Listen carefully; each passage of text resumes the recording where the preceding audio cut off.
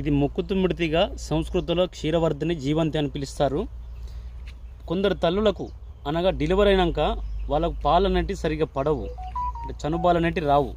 మరి అలాంటి సమయాన ఇది మొక్కుతుమ్మిడి తీగని తీసుకొచ్చుకొని ఈ విధంగా ఆకులు అనేటివి మనం తీసుకొచ్చుకొని వీటిని మెత్తగా దంచి దీనికి సమానంగా బెల్లం నూరి కుంకుడు గింజంత మాత్రలు కట్టి ఒక 5 రోజులు మనం వేసుకోవాలి. ఉదయం సాయంత్రం అనగా 10 రోజులు 10 మాత్రలు వేసుకోవాలి. మొత్తం 5 రోజులు వేసుకుంటూ ఉదయం వేసుకున్నాక ఎల్లిగడ్డ కారంతో భోజనం చేయాలి. ఈ విధంగా 5 రోజులు పాటించేసరికి పాలు అన్నటి అభివృద్ధికి వచ్చేస్తాయి.